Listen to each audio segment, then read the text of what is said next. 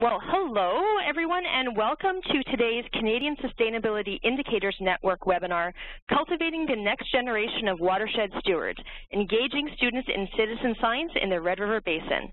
Thank you for joining us. My name is Carla Zabricki and I am the CSIN Coordinator and a Project and Communications Manager with the International Institute for Sustainable Development. Please note that today's presentation will be recorded and made available on the CSIN website.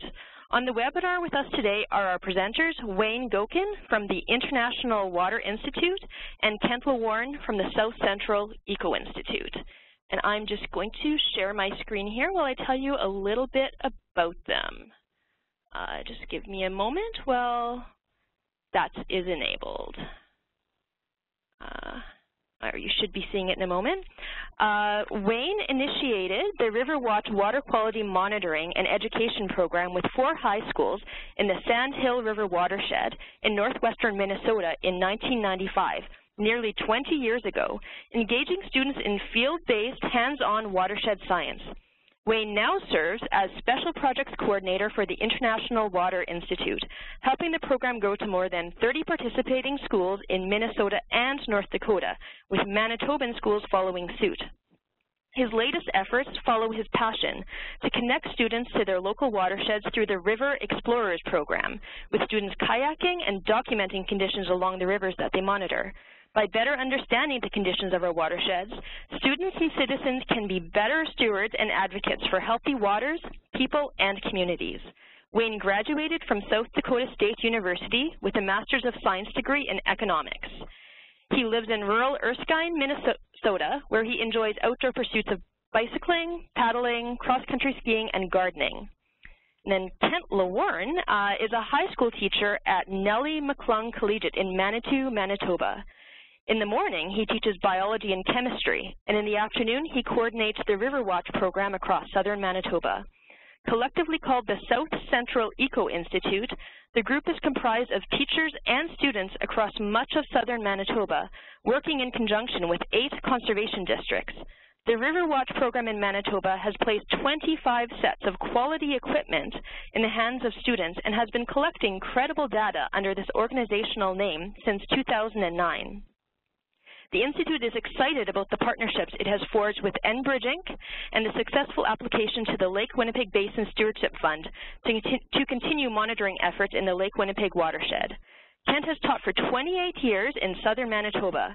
He graduated from Brandon University with a Bachelor of Science degree. Kent lives in Pilot Mound, Manitoba, with his wife and 3 children, where they enjoy their summers at Rock Lake along the Pembina River system, which also happens to be one of the watersheds monitored by the program. So just to give you an idea of who our virtual audience is today, I looked over the registration list and saw that an impressive variety of people have joined us from different sectors. We have a number of watershed groups with us, academics from various Canadian and American universities, representatives from K-12 schools, several non-governmental organizations, and quite a range of municipal, provincial, and federal government departments. I would very much like to welcome all of you. And before we start, I'd like to go over a few quick ground rules before we begin. I'd like to ask everyone to please keep their microphones off during the webinar, other than the current speaker. If you don't know how to mute the microphone on your computer, that's perfectly okay. We can do it on our end with the webinar controls. Also, we will have a question and answer session after the presentations. If you do have a question, and I hope that some of you do, usually there are quite a few questions during these webinars, I will ask that you please type it into the chat window. And you should see that on your screen. And I'll type something in there in a moment so that once the presentation begins, so that you can see what I mean. You can type these at any point during the session, but we will wait to answer content-related questions until after the presentation. What we'll do for Q&A is that I will read out the questions aloud to our presenters so that they can answer them. Also, if you should require any technical assistance today, one of my colleagues at the International Institute for Sustainable Development is available to help you, Danielle Echeverra. To get in touch with her, please message her directly using the chat software. You can select her name and message her privately. And you can also email her at the address that's on the screen right now. And with that, I'd like to pass the webinar controls over to Wayne. So I'm going to stop sharing my screen, and pass things over to Wayne and unmute him. Hi, Wayne. Thank you. Good. We can hear you. Okay. Take it away. Okay. Great. I'm getting into the full screen mode here. Okay. I'm going to share information today. I'm glad to be here to share information about our Red River Basin River Watch program, and going to emphasize a lot of kind of a menu of activities that can be done through the program. But the emphasis, when we always talk about the rigor, the scientific underpinnings, the solid science, how it's relevant to both the students and also the watersheds that we're collecting data for, and the relationships between them, and how that's used as we go forward in the program. So the program started on the Sandhill River. It's kind of in the central part of the Minnesota Red River Basin, and it happens to be my home watershed. And I was working with a watershed district that needed data for a water project, and they had nothing. And so the agencies that were issuing permits said, nope, can't. We need good information so we can do pre and post project assessment. So that started our River Watch program. The Mississippi Headwaters Board that was to the east of us helped us get started with the project, and we have 4 schools in the Sandhill Watershed District, and we took off from there starting in 1995. There was the local watersheds, and we had a Board of Water and Soil Resources grant to help us get started with the program. So it started with the need for that data that the watersheds needed. And so the emphasis has always been on very sound science so that it could meet the rigor of the agencies for doing decision making. And in general, for the students, the education aspects of understanding water and the environment and where they fit into the overall watershed picture of the Red River Basin. So the underpinnings and the combination of the education and the monitoring has always been paramount, and all of our activities relate to both of these. What's probably the priority is actually on the education, even though we are contributing a great deal of data to the decision makers. So as I noted, the rigor was very important, the sound science. So using standard methods so that everybody was trained in the same methods and using the same equipment. It had a lot of duplicates built into the system also, emphasizing that quality control. And then that produced good data so that it was credible, that people could rely on it, and it was comparable from any part of the basin, and that's continued through today as we spread the program, including Kent will share that later, what he's doing, and it provides us with results that are useful, that can be used for different assessment purposes. It always has been a hands-on field-based program, emphasizing that to get out in the field. And generally, it's an extracurricular activity with the schools, that selected group of students. Generally, it's high school science program students, and the high school science teacher has been coordinating the program. We might have 4 to 8 students, and we select sites that are near their school logistically that they can get to, and that provide useful information for us. And we sample during the open water season, generally the April through October. Some schools do not monitor in the summertime, but even if they don't, collecting reliable data in the spring and fall over a period of time still provides useful information for our local resource managers. We changed up in the program. We were doing wet chemistry to start with, doing titrations for dissolved oxygen, also doing using spectrophotometers to do phosphorus and nitrate analysis, but those were not, the state needed the samples to go through a certified lab. So we decided that we would discontinue that. We were also having some issues of hitting all the different quality control measures. So we discontinued that, even though it was a very useful exercise for the students to go through to learn those techniques, those that were bent on more of a scientific career path. But we went to more of the emphasizing the field-based monitoring more so. And here's an example of the equipment that we use. When we get out to the site, we use our data sheet to fill in some of the field conditions that we were finding. Our tape measure, then we go to mostly it's culverts or bridges at road crossings. And so we tape down, measure from a reference point, a standard reference point, to the surface and the bottom to get some stage readings. And then this is a Van Doren sampler that is used to grab the sample from the depth that is required of us. And that water, when it's pulled up, we can pour it into the little vials to do our turbidity readings. We also have a transparency or a SECI tube that's utilized for doing transparency. And then this is kind of the workhorse, the sonde that we use. We use YSI sonde, and this is a very simple one that does our pH, dissolved oxygen temperature, and conductivity. And we lower this right into the stream and let it stabilize, and then take those readings and record it onto our field data sheets. Our network of monitoring that we're involved with, you can see here, is quite extensive. The orange dots is the Riverwatch sites that we're doing, and they're by far the most monitoring sites in the basin. But we coordinate with, we have a monitoring advisory committee that does other monitoring for the Pollution Control Agency and also the local watershed districts. And they have other programs that are more intensive monitoring, that are more chemistry and lab oriented. And so we work with them and coordinate which sites we monitor. Some we do duplicate at the same site as a quality control measure for our citizen program also. So it's developed quite an extensive network of monitoring sites in the basin. This is an example of our data site. I won't go into details on this at this point. If we have time later, I'll actually open this up and we can get into information. But our schools, they record their data into Excel spreadsheets, and then that is uploaded into this site here. And then we, in turn, the International Water Institute, when I say we, upload it to the state Minnesota data site at this point.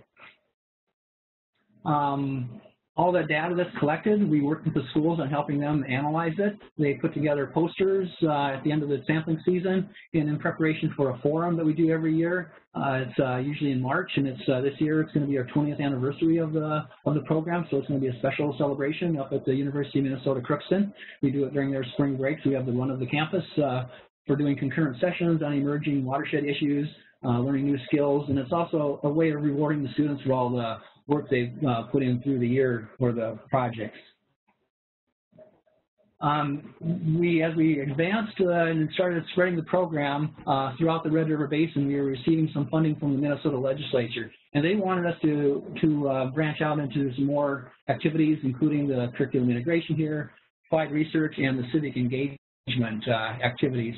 So on the curriculum integration, we started developing some teacher workshops, working with some of the local universities, soil scientists, and some of the Department of Natural Resource geomorphology folks. That we take the teachers out into the field and teach them some new skills and integrate the curriculum a bit more so. And so it's a work in progress, and we try to continue to provide training and teaching opportunities. Lots of applied research possibilities as we work directly with the watershed districts and the soil and watershed districts. You know, the emerging issues of tile drainage and the sediment issues we're having in the basin, all of these things lend themselves nicely to some research projects. We also look at, whereas our regular monitoring is kind of a snapshot each month at one point in time, from that bridge crossing, the biological monitoring that we've gotten into is macroinvertebrates, the critters that live in that river system their entire lives. So we start looking at that, seeing what the health of the river is by looking at macroinvertebrates. And we've just started in the last couple of years looking at mussels. We've got a permit from the state DNR to collect mussel shells for each of the watersheds to try to get an inventory of what mussels we're finding in the different reaches. And when we find live shells or live mussels, we measure them out in the field and take photographs as a way of documenting them and placing them back in the stream bed. This photo on the upper left here with the foot extended, we have some underwater cameras that we also use in the River Explorers program that do a wonderful job of doing some underwater footage as well. And another project is some looking at toxicity screening, working with Professor Katie Nanenga up at the University of Minnesota Crookston that does toxicology work with our students. And we were doing some sediment core samplings and using bioassays with rotifers, earthworms, and lettuce seeds, and determining if there's pollutants present. And by doing a core, they were splitting it into an upper and lower profile so they could determine if there was pollutants that were more recent or historically there perhaps were pollutants in the system. So that's Dr. Nanenga has a undergrad student that's kind of working on some additional aspects of that project, and we're looking to hopefully have a peer-reviewed science journal paper come out of that project. Another activity that we're working in partnership with the National Weather Service and North Dakota State University professor that helped us develop some of our standard operating procedures for a snow study, collecting snow, measuring the snow water equivalencies. We've got some special tubes that will give us frost depths, and also in the springtime we measure infiltration to see how much water might be running off the surface or might infiltrate into the ground, alleviating some of the flooding. And with all the problems we have flooding in the Red River Basin, this was a good project to get involved with. And our data goes into the CocoROS. Some of you are probably members of the CocoROS system that we enter our data, goes into that as well. And the engagement side of things, we always encourage our students to be part of our planning processes as we look forward to additional activities we're going to be doing. They also do presentations to their local community, the local watershed districts or school boards or service clubs, and we give out awards for communication excellence as well. Students assist at water festivals. Some of our Riverwatch teams have helped out at a number of the different water festivals, teaching younger students about the characteristics of watersheds and properties of water. Helped out the students, Riverwatch teams also at some science camps throughout the basin here, teaching younger students some of the paddling skills and observation of what you see along the river, and it's been a very popular program. Now we're getting into the kayaks that I'll talk about in a little bit. River of Dreams is another project that's pretty interesting, that working with younger students, these little 10-inch or cedar canoes that the students decorate, and it's based on the Holland C. Howling's Paddle to the Sea book and video, that they have a dream of where their canoe will end up at, and in the bottom of that canoe is laminated information about the website, where if somebody finds that canoe, they can log on and note where they found it and make any comments they want about it. And the students have logged in and registered those at that site, and they can go on and see if their canoe has been found somewhere. And so it really helps to get the kids thinking about different watershed concepts and where they sit in the basin as related to so their dream would be that the canoe might make it to Lake Winnipeg or possibly even to Hudson Bay. We have found some in the Gulf of Mexico, however, so you never know. Other watershed connections, some of our students do, Riverwatch teams do Adopt a River, help with the river cleanups, and that's oftentimes done in conjunction with the community, where the community will do a celebration and do maybe a feed for the students afterwards, or sometimes we reward them with going out paddling after we do the cleanup activities. And our recent program is the River Explorers, where we are getting out in kayaks, and rather than just taking numbers off a hand pad at a bridge crossing, we get the students out there on the river, upstream and downstream of their monitoring sites, so they can see what's going on, what's behind the data.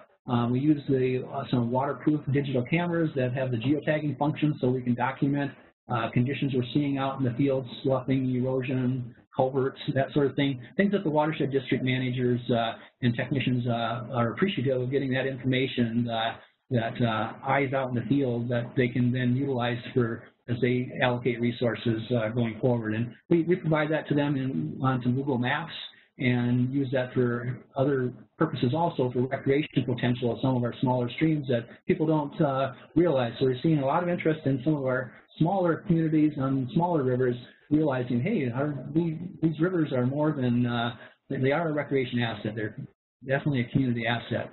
We also provide some other classroom resources of late. We've got some stream tables and groundwater models. That on the left there, that stream table actually was set up at a county fair, where we had our Riverwatch team was demonstrating that, and that's not our Riverwatch team right now. That's hopefully a future Riverwatch team right there that's getting interested in waters. So as you can see, there's any number of opportunities that the program can be tailored. So it's a one-size-fits-one. It's really up to the individual school and the teacher and the community and the local partnerships with the watersheds to determine what they want to do with the program. As I mentioned, the relationships, we've had many partners over the years. We've been doing it for 20 years, and each one brings something unique to the table that they provide assistance with. So it's really been quite rewarding to see the support. Oftentimes the watershed district will provide transportation, substitute teacher costs for the schools, and we provide a lot of training. Equipment also is generally provided by an agency. So it's worked out really well. So again, the underlying premise is the monitoring and the education both kind of going hand in hand as we get connected to our watersheds. And our watershed managers also look at the future and see a lot of old men with gray or balding heads that are sitting around their tables that they need new watershed managers coming up through the ranks, and also residents and farmers and such that better understand all the watershed connections that are involved with the program.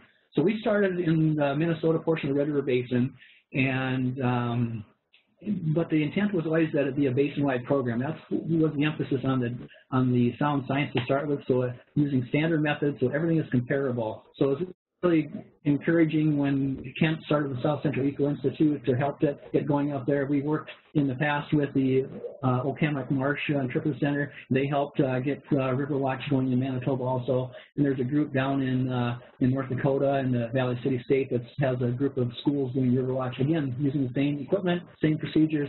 So it's been really rewarding to see the program take off. So I'm going to exit out of that. I think I have a few minutes, so I'm going to go to, if I can get this right, just to quickly show you our River Watch website. And on the education tab, it has more information about our programs. And then down here, we have a River Watch database that I'm going to quick jump into. And this is a work in progress. So the site now, as you zoom into it, the points like the 5 here, that means there's 5 sites in that cluster there. So if you zoom in further, they spread out. And so you can really zoom in anywhere you want. I was going to go to, this is a project area. It's close to, in fact, this dot here is where I live. I do snow study work. And down in this area, in the Winger area, we've run into some situations. Here's a site that one of our teams is monitoring. You click in, it shows you there's 127. You can go upstream, downstream also, but then you can click into the data, and then it'll pull up the data showing you that there's 127 events from 1995 to 2014. And this is the number of events over on the right side for each of the parameters here. There's more parameters, but we just listed the main ones here. If you go to like turbidity, this is what it's going to point out. This is interesting. If we would not be doing River Watch, we would not have found this anomaly or this development. In 1995, all the way through 2005, it stayed low turbidity, and then after 2005, things really went askew. And we feel it was because of a lot of land came out of the Conservation Reserve Program, and then that went into farming, and it's some steep slopes around that area. And so I think that I have here, I just clicked into a different graph that I had set up earlier. And again, that was the Winnemac 20 site, this in the light blue that after 2006 kind of went askew. And this Winnemac 10 site, that's a site upstream of Winnemac 20, and that one has stayed the same. So we started doing some investigation and found a few more sites that we were monitoring to zoom in on where that issue is at. So that's kind of just an example I wanted to show of what citizen science can do and what our students are doing out there with the program. So I think with that, I will stop sharing and turn it back over to Carla or Kent, whichever way it goes, Carla.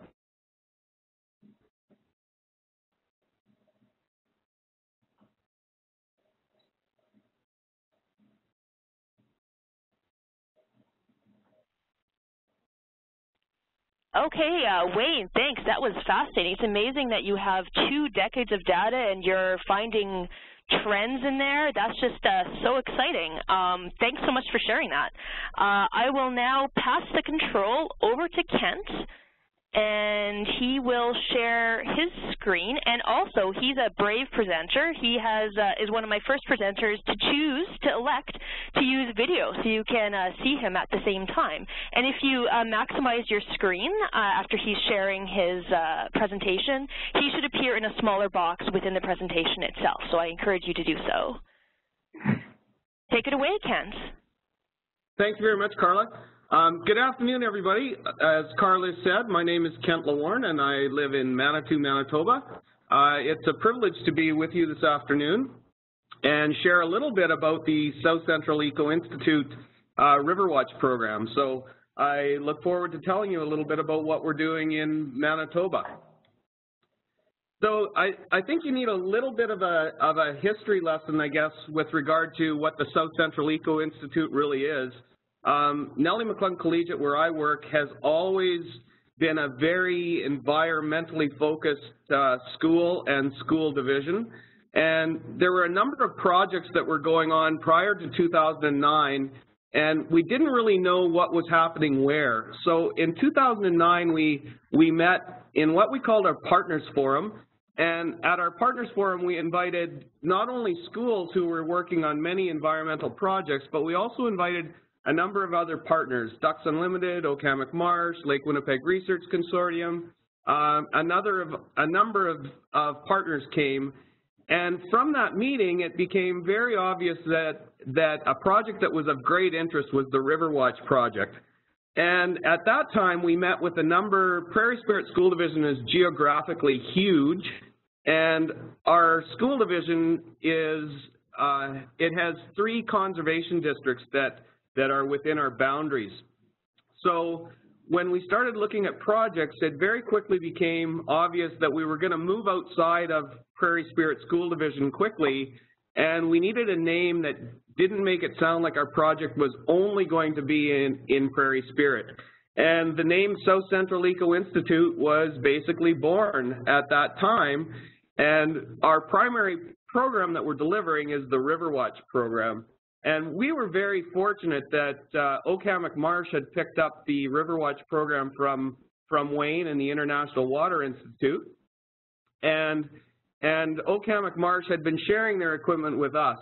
And we decided that we were going to go big, and very quickly we've expanded from the original 2 or 3 sets of equipment that were available at Okamic to, we're up to about 25 sets of equipment out and about right now. So we really have 2 purposes, and our big focus is student learning. Citizen science is sort of the catchphrase, but our program focuses really on student engagement in outdoor education, and particularly in Riverwatch. We're also very proud of the partnerships and the applied science that's happening in our classrooms right across Manitoba. And I think the term South Central may need to be changed soon, because we're moving north and we're no longer central. We're right across Manitoba, and there's interest even into Saskatchewan. So we hope that we're coming to a bridge near you very soon. That's our primary spot where we collect our Riverwatch data, and we go to any bridges, big or small. So we're pretty much everywhere you can imagine collecting Riverwatch data. Right now, we're working with 8 school divisions, or sorry, 8 conservation districts. Our primary ones where Prairie Spirit School Division I'm just going to grab my pen. So our school division is pretty much down in this area, but we actually touch on the Assiniboine Hills Conservation District and the LaSalle Red Boyne. So as we began in Pembina Valley with 8 sets of Riverwatch equipment, LaSalle Red Boyne said, wow, we want to expand, you know, we'll buy some kits. And Assiniboine Hills said the same thing. So very quickly we have moved into these 8 conservation districts are now participating in the Riverwatch program, and we're very proud of that. Come on, slides.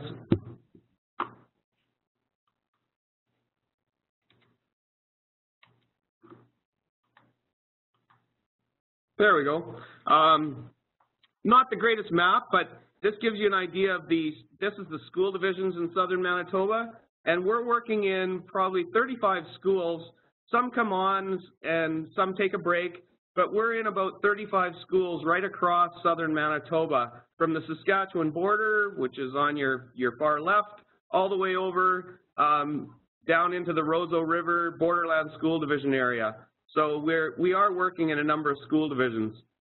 The next slide, this shows you where our kits of equipment are, right from Labroquerie, which is on the far right of your slide, and all the way over to the Saskatchewan border. Virden, Reston, Killarney are all collecting Riverwatch data with our sets of equipment. Our kits were very intentionally mirrored what Wayne is doing and what Oak-Hammock Marsh had begun in Manitoba. So we use a lot of equipment, and again, our workhorse is the sonde unit.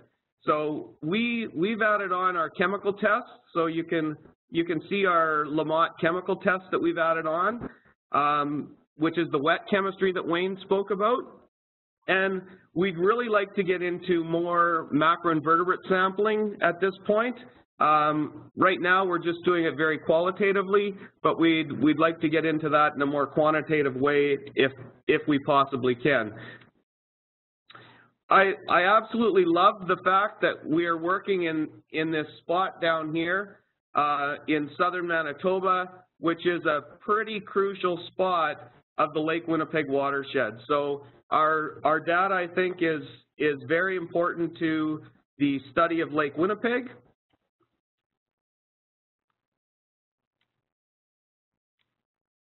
I got to quit using the annotator because then it messes up my slides. There we go. And all of our data we're hosting right now on the South Central Eco Institute website. It's a very easy website for students to use. And that was our goal. That was our goal with our website, was that it would be easy for students to use. I apologize for the announcements that are coming on at school. So our website's very easy to use. The students can enter their own data, which takes out the middleman. Students enter the data, and then they can use the website to also jump on board and analyze the data right from the website. I'm jealous of Wayne. He has so much data. We're just now getting to that point where we can start to analyze the data at some of our sites. It's taken us a long time to get enough data that we can start to see trends and patterns. Right now, we're in discussion with Lake Winnipeg Basin Information Network. I had the privilege to meet Claire last week at the CD managers meeting, and they're interested in incorporating our data onto their website as well. I loved a quote that Claire shared with us. Research cannot flourish if data are not preserved and made accessible. I think it's wonderful. So I wanted to share that quote with you. And the Lake Winnipeg Basin Information Network is collecting data from all over the Lake Winnipeg watershed, and they're compiling it, so it'll be a privilege for us to share some of our data with them. For me, partnerships have been the key to our success, and we've had a number of very, very valuable partners. A lot of our partners are conservation districts. We're now, as I mentioned, up to 8 conservation districts, right around from southern Manitoba. Many of them have helped since the onset of the program in 2009, particularly Pembina Valley Conservation District, where I live, Assiniboine Hills and LaSalle Redboyne. Were all very important in developing the program and helping us to expand. We've also got a lot of other partners. One of our major funders is Enbridge, who has supplied the funds needed to have a program coordinator. And without the support of Enbridge, we wouldn't have been able to expand to the extent we are. And a lot of the original startup money came from Manitoba Water Stewardship Funds. Prairie Spirit School Division has always been a supporter of environmental education, and we're really fortunate right now to be funded by the Lake Winnipeg Basin Stewardship Fund, and this has allowed us to expand our field duplicate program, which Wayne was speaking about in the States, where we're sending samples now that we've tested. We're sending duplicate samples to an accredited lab to improve the credibility of our data. And we look forward to working with Environment Canada for the next 3 years. And Oak-Hammock Marsh has always been a huge supporter. I quite often call Natalie and just discuss, what we need to do to improve the program, and they've been quite willing to share Riverwatch information with us. And we mimicked all of our kits off of the kits that Natalie and the staff at Oak-Hammock Marsh put together. So we've also had a number of discussions with other people. Lake Winnipeg Research Consortium was one of the people we've discussed with, Fort White Alive, the Adopt a River program, and we're really lucky to have people at the International Water Institute, Red River Basin Commission, and the International Institute of Sustainable Development that have provided us with some support and some advice about how to proceed. So our partners, we're continuing to expand. We support our existing partners. When our partners buy equipment and they're purchasing it through the South Central Eco Institute, as long as we can, we're going to support that equipment. So we replace the consumables and we do the maintenance on their equipment and replacement if necessary. That's been a lot of my work has been in that support role, but also in trying to secure funding for sustainability. So, you know, getting grants from Enbridge and from Lake Winnipeg Basin has been a big part of what I do to help keep the program sustainable. And I think as our data becomes more credible with the field duplicates, we're going to be really fortunate. And Adopt a River, Adopt a River is basically a very similar program, but it allows students to work in French. So it's been popular with some of our French immersion schools in our area. I just wanted to show, we did some duplicate testing, and we've compared our South Central Eco Institute data to some data from ALS Labs, which is an accredited lab in Winnipeg. And, you know, a couple of the parameters are looking, our data is very good. The things that are in red, we weren't comparing apples to apples. So we didn't have the same test results back from ALS Labs. So these are some of the chemistry, the wet chemistry kits that the kids are doing. The information above is from the SOND unit. So there's lots of reasons people are getting involved with this. Our conservation districts love the fact that we're collecting data consistently right across the province, and our educators like the fact that we do all the training, and we'll come and help take students out and do some outdoor education activities. One of my favorite pictures is CD manager Cliff Greenfield working with a teacher, working with 2 students. And they're outside and they're on a bridge. Absolutely fabulous that you see this group of people working together. This little guy had a ball out on the bridge working with the SON unit. He thought it was pretty expensive, didn't even want to put it in the water, but he ended up collecting some good data. We always get outside. This young fellow, I'm not sure if the slides are staying up with me. This young fellow from Souris, he's doing the dissolved oxygen test here, and he pushed me for the chemistry that was in this test, and he wanted to know every redox reaction that was happening. Absolutely fabulous, and we're outside doing some grade 12 chemistry in Manitoba as we went along. I love the inquisitive look of this girl from Verdon. And teacher training is always an important part of everything we do at the South Central Eco Institute. And here's some teachers out on the bridge collecting some water with the Van Dorn. And we did some critter dipping when we were out with a school from Mayfair Colony. One of my favorite pictures, this girl, she's in grade 4 and she's heading back. This is our little lab table over here set up, and she's walking back from the bridge. Riverwatch for me has also tied into a number of other educational opportunities. Water festivals, as Wayne talked about, our Riverwatch students help out at water festivals, and we've also worked with the conservation districts to do bank stabilization projects using some sandbar willows. Envirothon is a program that at our school is very important, and Envirothon actually was the program that really led to the eco-environmental attitudes that we have here. So we're really fortunate to have the Envirothon program in Manitoba, and a lot of these students become Riverwatch students and help out monitor or help take schools out. I use them as mentors. This year I was really excited. We took 3 students from Prairie Spirit School Division to the Japan Super Science Fair. In the top left is my student, Sean Willamant, and Sean partnered with 2 conservation districts, and he presented on phosphorus reduction in the sediments of Killarney Lake. Killarney Lake's part of the Pembina Valley, or Pembina water system, and it's having some serious blue-green algal blooms. And so Sean was very fortunate to present in Japan on that project, and Ginny Grenier from Balder, working with the Assiniboine Hills and using Riverwatch equipment, monitored some of the water retention areas on her farm. And Patrick worked on a cattle feed project, not quite as related to the watersheds. So with that, I will turn it back over to Carla. I would just like to say that I'm very pleased to work with Wayne and the folks in the States, and I hope someday that our programming can expand to the extent that Wayne's has. So thank you very much.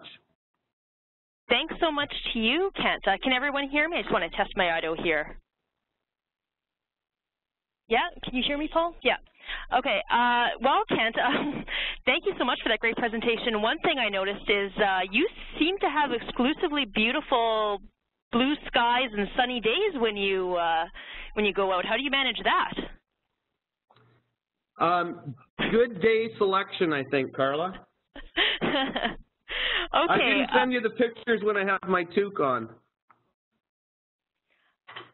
Oh, I'm taking over control as a presenter, and I'm going to now share my screen, and it is time for us to take questions. We've had a few come in during the presentation, so I'll start out by reading those.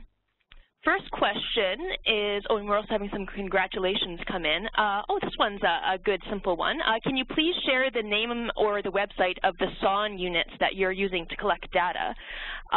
Maybe the best way to do this, Kent or Wayne, would be for one of you to post it into the chat window and then and post it to all participants, and then people would be able to Google search it and find out more information. Would one of you be able to do so?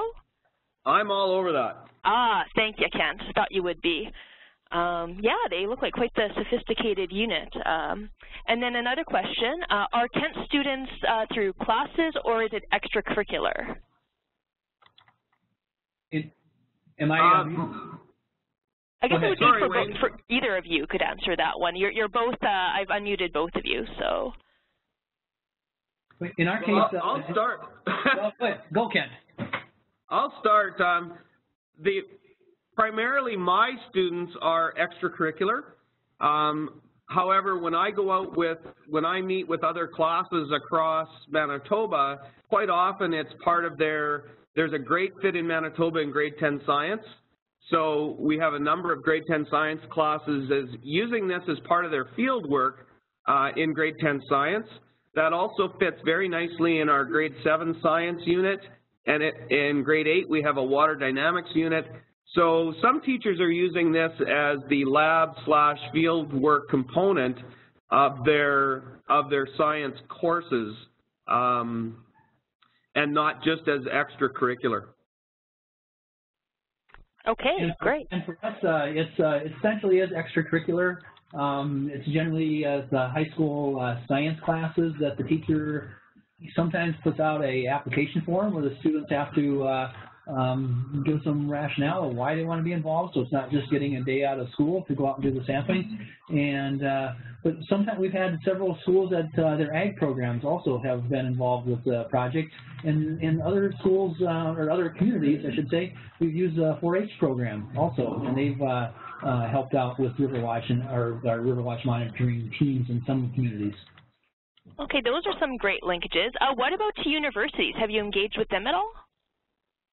We certainly work with the universities in helping us develop some of our standard operating procedures for, like, say, the snow study. When we expanded to that, we used a professor that had expertise in that area, the biological assessment of sediment health, and a professor there that had an idea for a project and lives near some of the communities. And so definitely are working with different university folks, and they have a lot of expertise in the watershed science side of things when we do trainings as well. And what about you, Kent? Any engagement with universities? We follow, or our protocols follow a lot of what Wayne's doing and what was happening with Okamic Marsh. So our connections with the universities have been more in discussion about where to house the data and how to make the data accessible for everybody. It is publicly accessible on our website, but if folks don't know our website is there, then the data is not being used. So we've been in discussion with University of Manitoba about where to house the data. Mm-hmm. Right, the Lake Winnipeg Basin Information Network that you'd mentioned, right. Yes. We have more questions coming in. One question for both of you. Have either of the presenters used their programs on smaller creeks and streams? Definitely down in the States we do. In fact, a number of our streams are dry, and we tell the teams that that's a valid measurement as well. When you go by that stream, visit the site. If it's dry, put no flow, and that's useful information as well. So we are on a lot of smaller tributaries and such to kind of determine which of the sub-watersheds are contributing. Mostly sediment is our main concern in our program. And primarily we've been on some larger rivers, so the Assiniboine, the Pembina, the Souris, the Seine, the Roseau, but we have a number of schools now that are looking at intermittent streams as well. So, and we're willing to support all of those. So we're looking, schools are looking for a safe place to go and do river watch, and some of them are going to be intermittent streams. Okay. Next question. I was wondering if you have any recommendations on programs and references on citizen science for adults, especially in rural areas.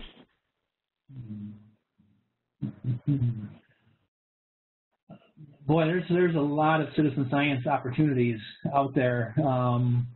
At our upcoming forum, we're having a session, non-game wildlife, and they talk about all the opportunities. The CocoRoss program I mentioned, that's oftentimes adults measuring precipitation and snow information. That has a wonderful online portal that data can be entered, and there truly is a lot of citizen science opportunities for adults. And the Riverwatch program too, there's a few communities where the schools have dropped out, and where they've dropped out is generally because a teacher has moved on, and because the teacher is the key ingredient in our program. But we're looking at some possibilities of some adult groups getting engaged in some of those communities where we don't have a teacher ready to go. And I've definitely encountered a few citizen science initiatives that involve adults, not necessarily with watersheds that I can think of, but there's a birding initiative, Bird Atlas, I think it is, I think it's across Canada. I can't remember the exact name offhand, but it's people doing bird counts and bird monitoring. Adults, children, anyone can participate, and then you report it online. So if you do some Googling, you should be able to find it. There is a Canadian-based one. And then just sorry, go ahead. I was going to say, in Minnesota, too, the Pollution Control Agency has a citizen stream monitoring program and a citizen lake monitoring program. The citizens can do the SCEI disc tubes and such, and the SCEI discs in the lakes and the transparency tubes. So definitely there's opportunities there to be involved with aquatics.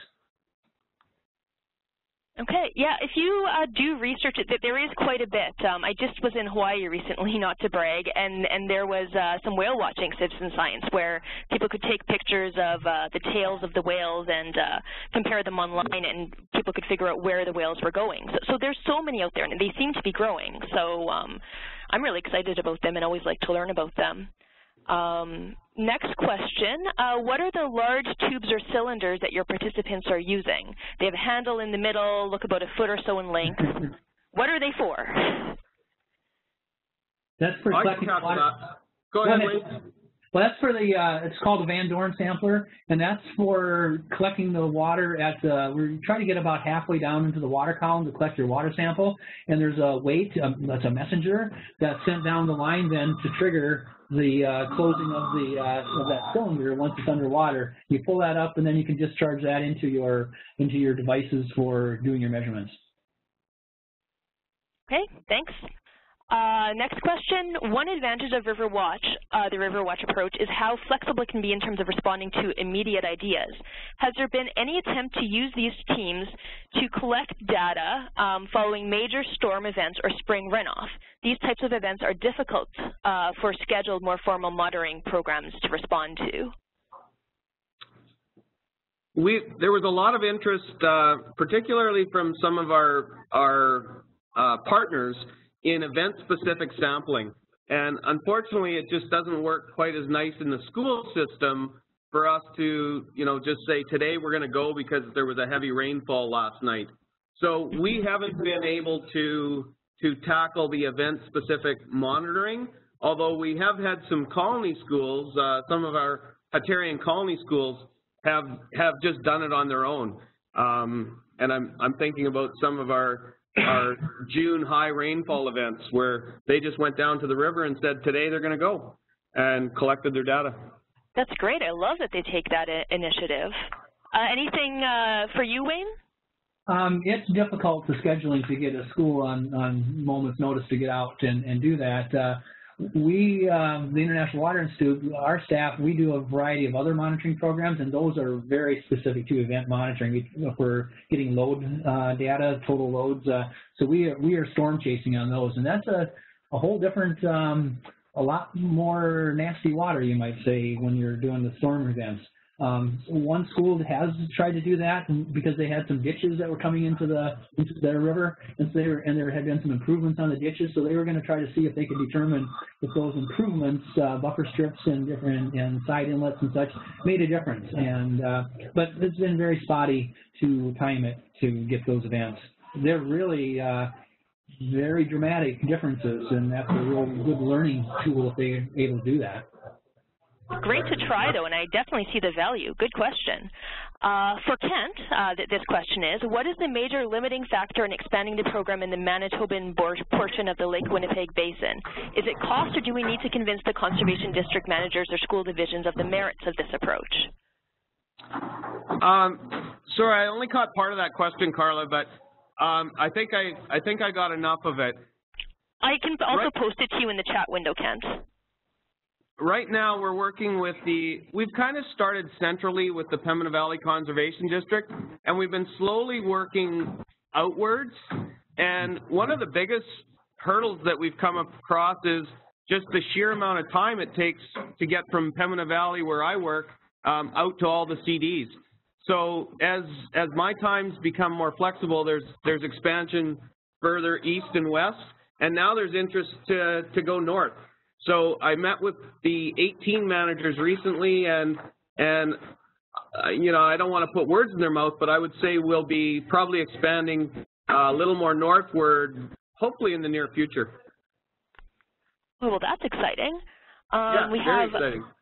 More questions coming in. Are you guys good to stay online for a little while? I know some people will have to drop off, and Kent, I'm not sure if you have to go to classes. I'm okay to run a few minutes longer than an hour.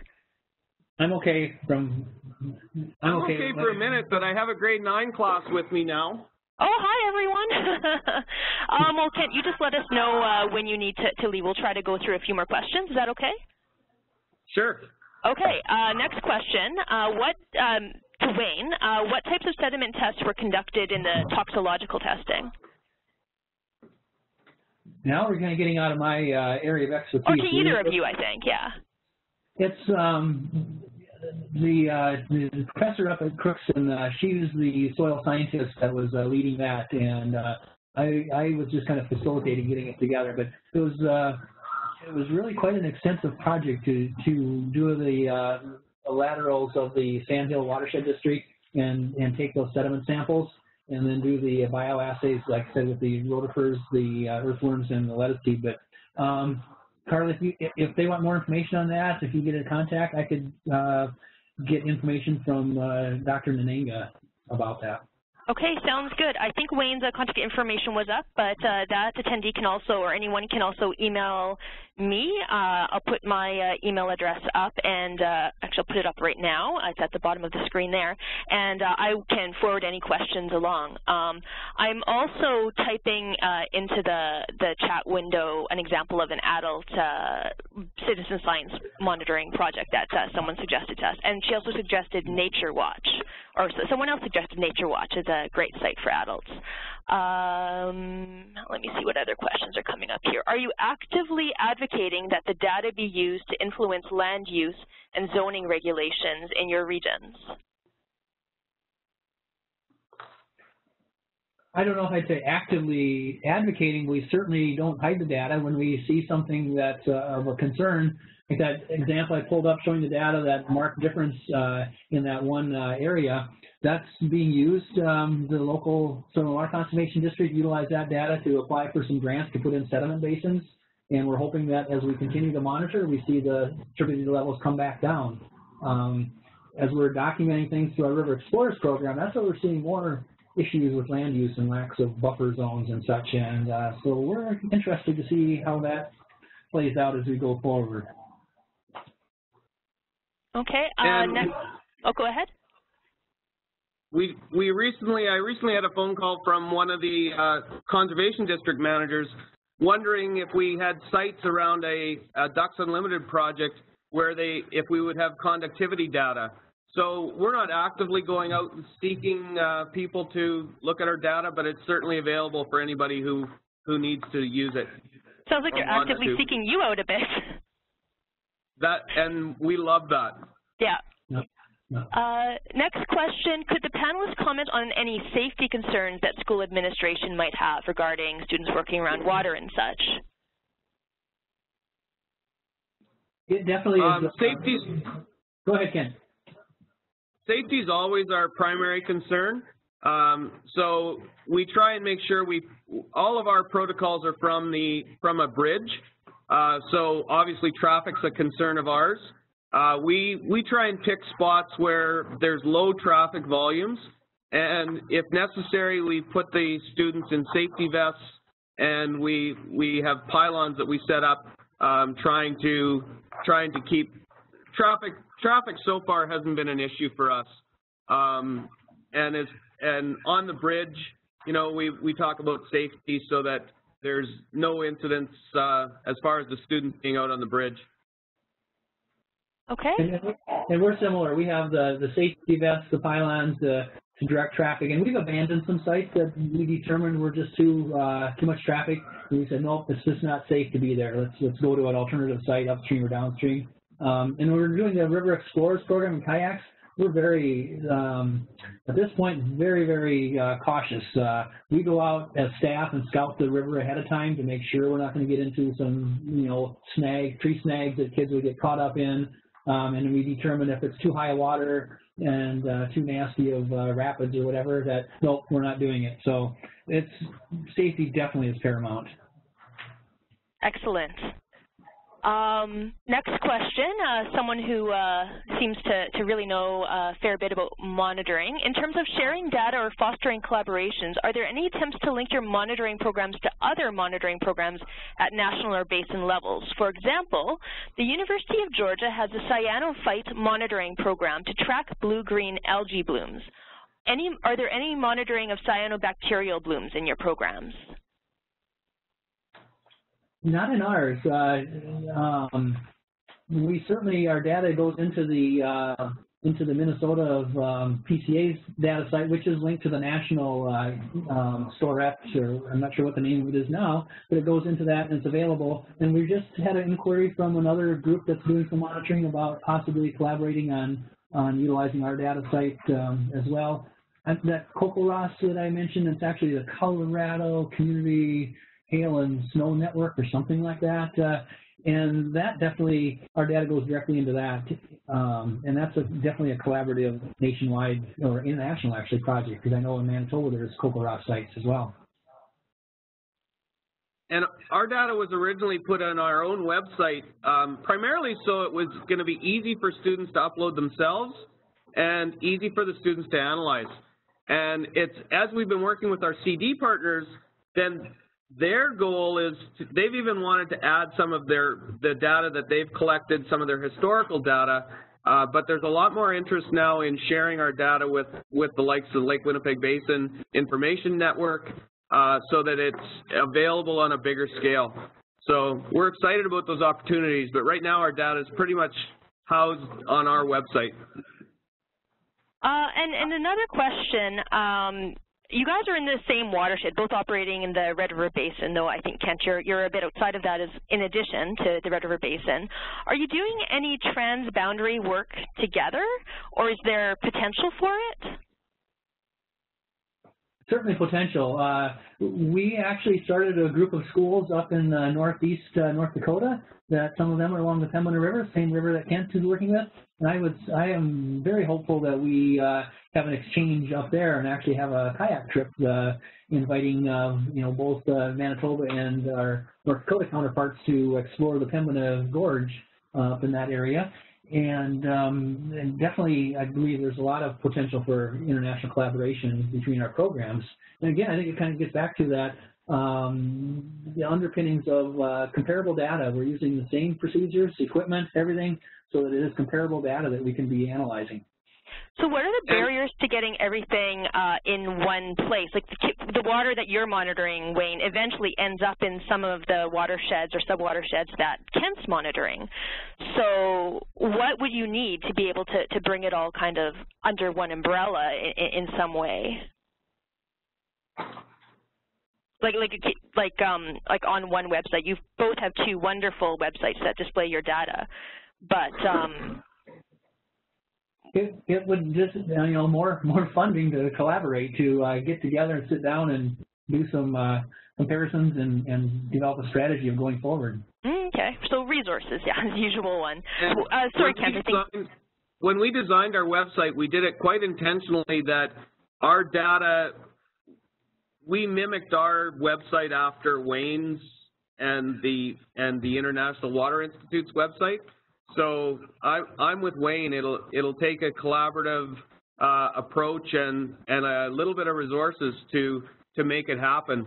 But the potential's certainly there. And I really like the functionality of Wayne's website and the potential that I know he's looking at with his website, or with their website. So I hope that we can somehow, I'd love to see that happen, and it's something that I hope we can move on sooner than later. And I'll just comment, Kent knows well that I'm frustrated a bit with our website now. We had a revision in the website. The previous version had actually more data analysis tools, and they haven't been brought back up to speed yet.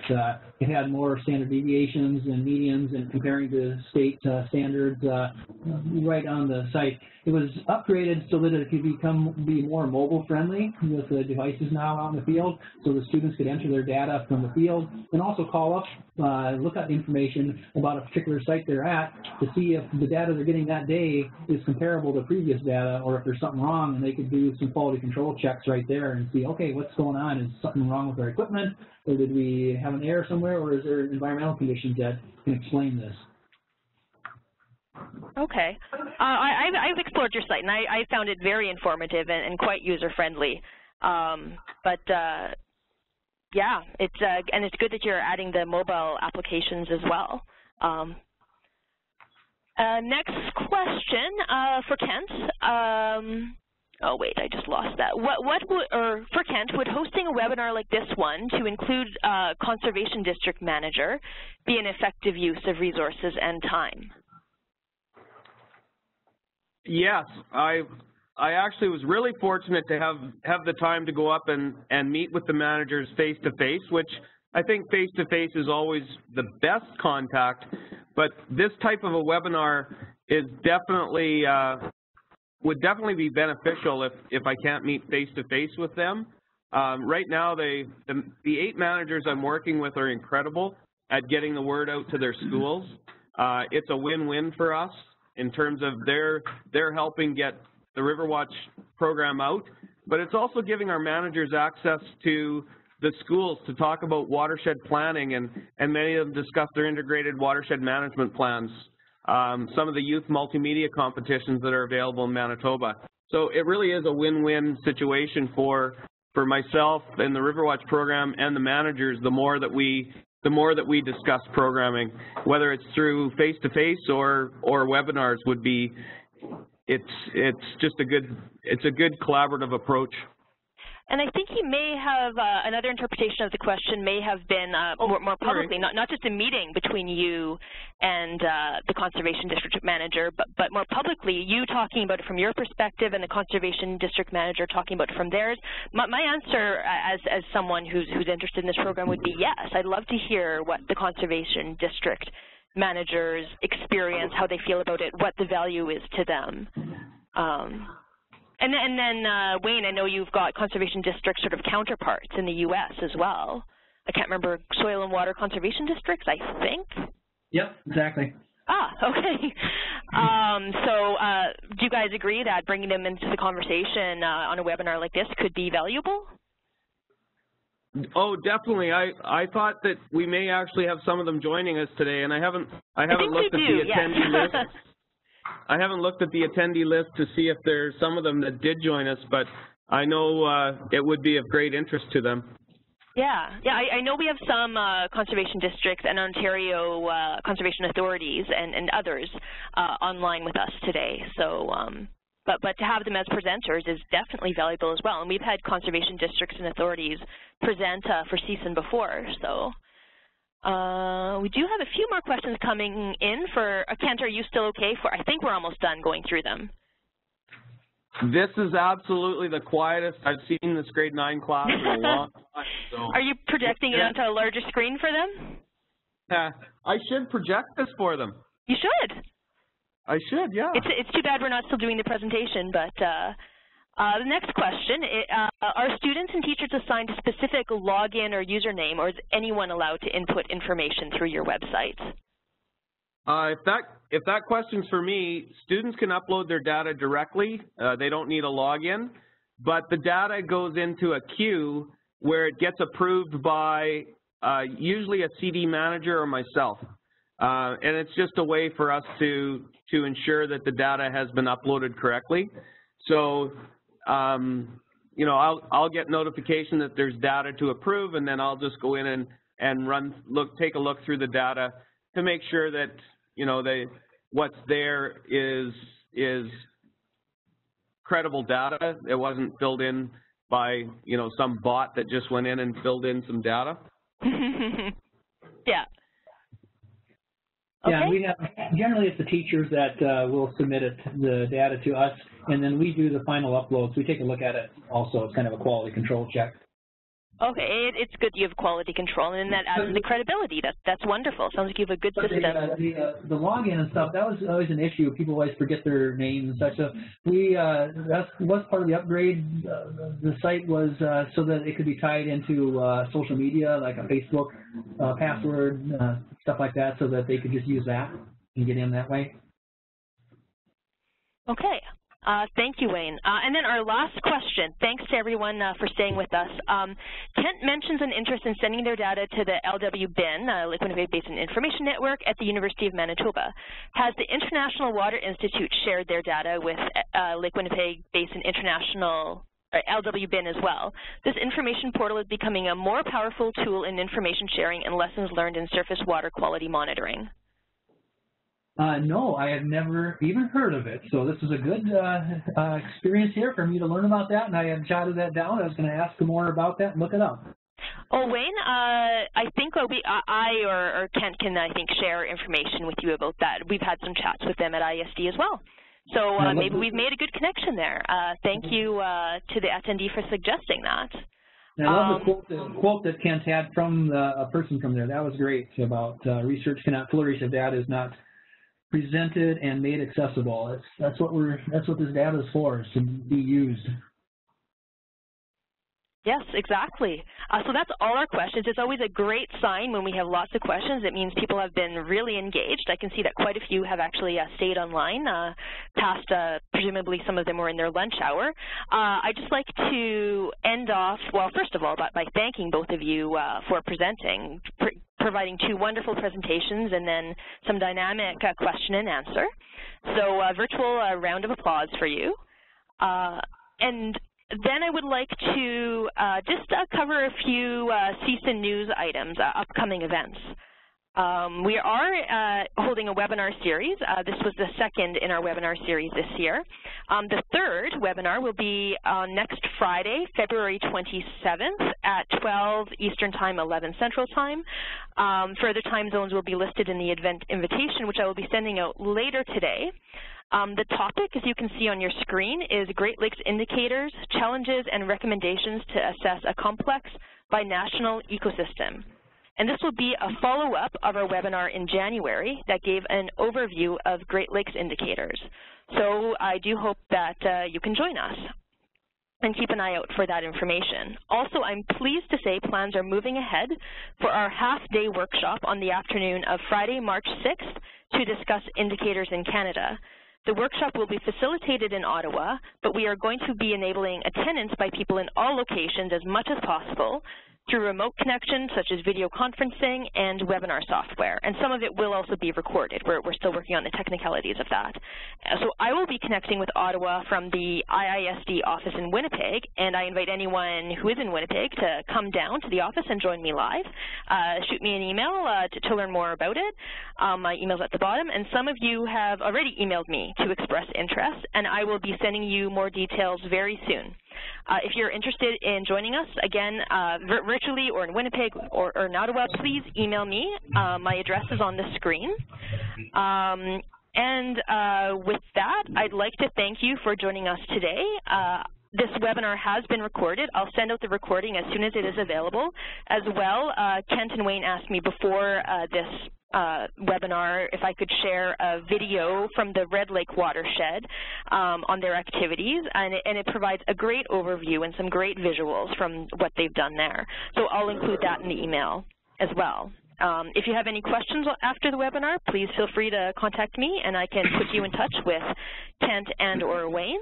And with that, any last words, Kent or Wayne? Just want to thank everybody for participating today. It was a pleasure to share a little bit about what's happening in southern Manitoba and hopefully all of Manitoba with you. Yeah, and I'd echo that. Thanks, and we look forward to expanding the program and getting more information about our rivers. And if anybody's available on March 17th, come to Crookston to the 20th Anniversary River Watch Forum.